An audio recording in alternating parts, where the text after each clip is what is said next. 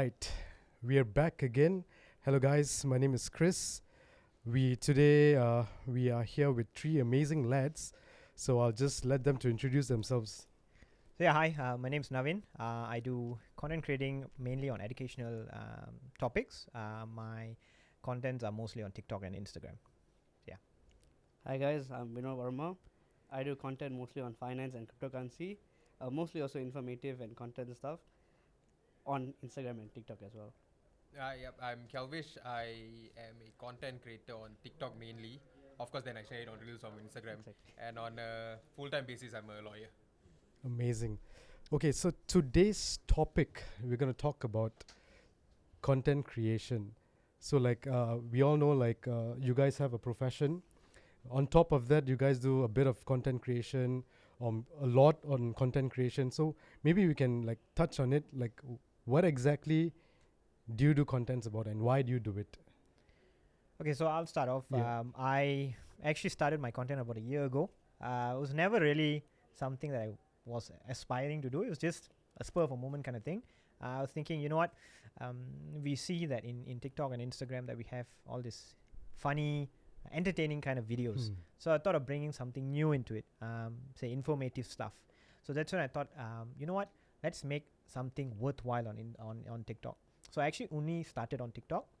I thought, let's just do general knowledge quiz. And before you know it, I think I did about 3 videos, and before it was already like 1 million views, which was pretty shocking to me. I was like, that's beginner's luck, I guess. I don't know. Okay. And ever since that, I thought, you know what? Let's try to pursue this more consistently. And I did. And thankfully, it has grown to a certain extent, and it's cultivated, I guess, a culture where they can appreciate general knowledge, and that intelligence is sexy, that's what I try to bring it into my MO lah. So yeah, how about you? Definitely interesting. I think on my space is where the finance space, when I was doing my business and stuff, people were asking what are you doing, then about the space of cryptocurrency. If people know, they know, but people who don't, then they ask a lot of questions. So just a way of me to answer them, and I wanted to just put it out for everyone to get an understanding. So I created multiple videos on that, breaking down very simply what a complex thing. Maybe people who don't understand cryptocurrency might be like, oh, very out of what is this, different words and all that. But then it's very simple, so I break it down in very simple points and explain to people. Yeah, when people hear crypto, it's like an alien word to them. Like, what the hell is crypto? They get, it's a scam. Yeah. What I do, I just break it down, saying that this is what it is. This is not a scam. There is an asset class. So, and I break down finance terms, not just crypto, but the finance terms. Base rates, interest rates, and stuff like that, which schools have taught us, but then no. So I just break it down to more simple points. Nice. People, Kelvish. Unlike the two, you guys do a lot of education. I wanted to mention just now the funny content. So I do a lot of all these funny jokes, and that's mainly my content actually. I don't do much informational one, although I could. There are a lot of lawyers actually who do legal content. Yes. But I made an active decision not to do that because it's just something that I Too wasn't in line saturated. with what I wanted to do with my TikTok.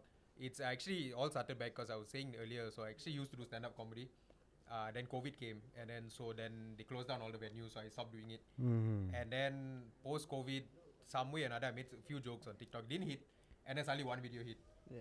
And then I realized, okay, look, this is actually really fun, and people are enjoying it.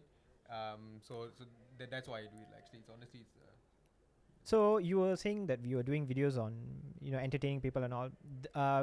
With that, it also comes the hate that comes along with it. Yeah. Now, I guess everyone has their own coping mechanism. So how do you personally adapt to that?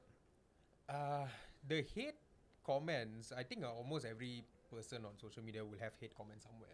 But I used to get quite a bit when I first started doing and blowing up on TikTok. I don't know, it was just randomest things that people used to get upset about. And of course, I don't know why, maybe it's the way I look.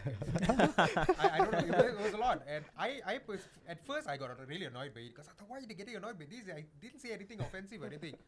But then later, now if you're going to ask me how I cope with it, I actually just breeze through. I just breeze past it.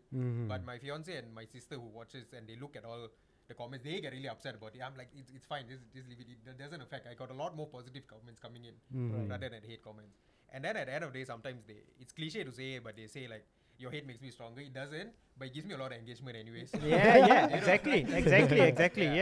But at one point really, the hate comments were just so much. I made a joke about what Indians order at Chinese restaurants. So and I had this guy. He recorded a video while he was drinking. He looked like he was drunk. I don't know who he was.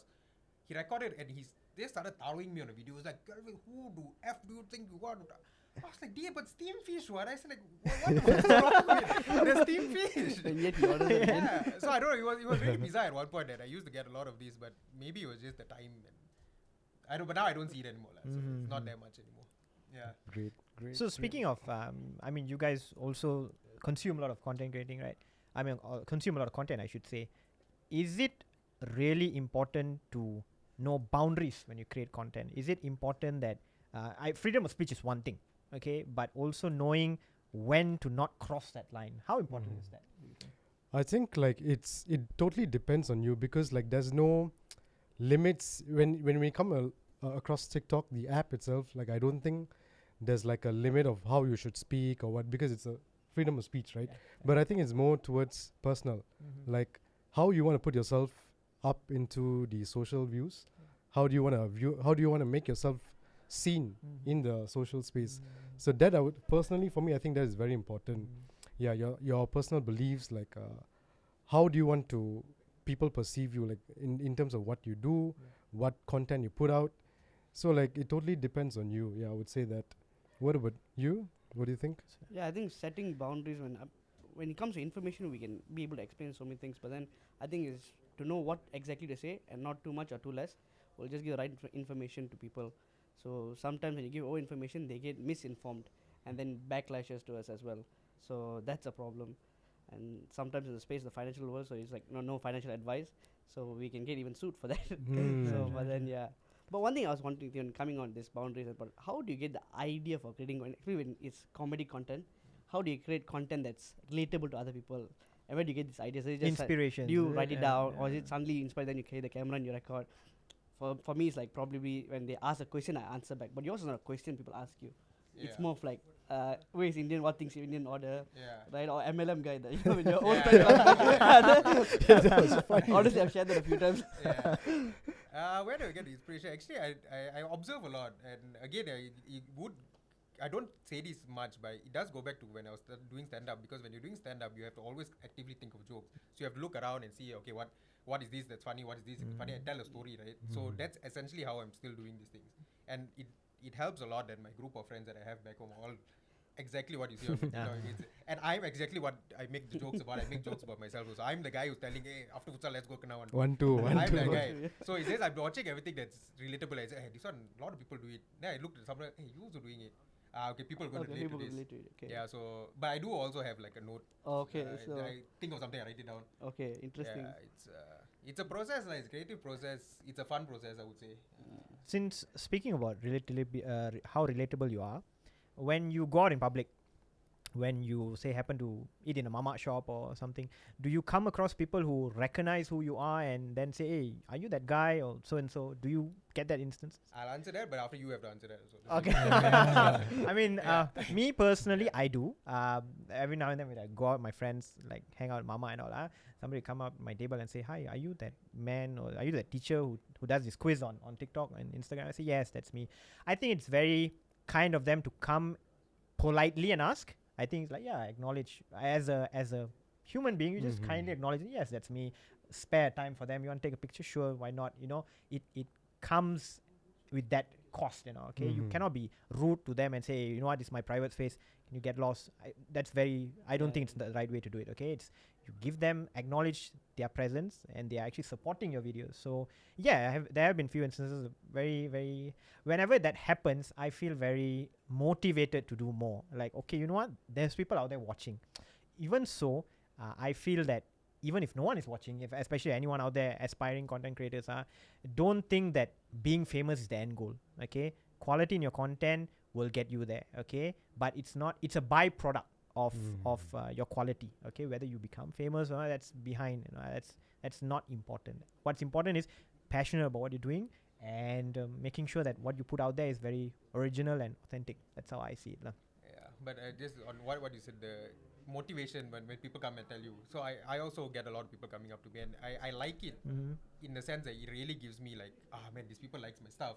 these people like my stuff, so I'm going to do more. And most of the people that come up, they're really, really nice, and they're like, "Hey, dude, I love your stuff." Like you also, I love your stuff. Oh my god, thank you so much. Because sometimes it's hard to do the content. You're I like, thought "Ah, you're so nice." Singaporean. I thought you're Singaporean first, lah. But then Yeah, but still, that was an insult. No, but it is very encouraging, and I like to see it. And as you said rightly, we have to be nice to them. And at the end of the day, I'm doing content. I want to be recognized. So if somebody comes and recognizes me, It's a positive It's a thing. result Yeah. of you. It's a result Yeah, of yeah. hard work. and you I'm know. going to be really happy about it. And always try to get them involved also sometimes. Absolutely, man. Absolutely. Maybe down the road, like, would you like switch up your contents? I am trying to actually at the moment. I'm working on changing it up a bit because I think it's very similar already, the format of what I'm doing. So I need to move things up a bit. So yeah, that's it. Okay, Alright, okay. Interesting stuff. I think today we definitely did indulge into interesting topics on Yeah. content creation. There is more to discuss, but I think for now we'll just wrap it up. But before that, none more important. Speaking of content creation, right here, right now, Society Mike, Mike, yes, giving us the avenue, the opportunity for content creating. Okay, I think they're doing a real good job. Not just giving the opportunity, but collaborating with a bunch of content creators and bring them together. I think that's Absolutely, very- yeah, absolutely. Okay, Yeah. the way they operate, I think big shout out to them, Society Mike. Do follow them on Instagram, Round of Society applause Mike to World, Mike team, yeah. on Instagram, All the good YouTube, behind the and TikTok. Okay, I think they're doing a real good job, and I wish them all the best. Thank you guys. Like, See you in the next. Cheers.